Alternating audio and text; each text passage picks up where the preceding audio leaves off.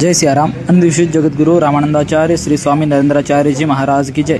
2025 वार मंगळवार या दिवशी मौजे हुंडा उमरीपट्टी येथे संत संघ सेवा केंद्र हुंडा उमरीपट्टी अंतर्गत रामानंदाचार्य नरेंद्रजी स्वस्वरूप संप्रदायाच्या वतीनं हा पाझर तलाव गावातील सर्व गावकऱ्यांच्या मदतीनं आणि शाळेच्या मदतीनं हा पाझर तलाव होत आहे।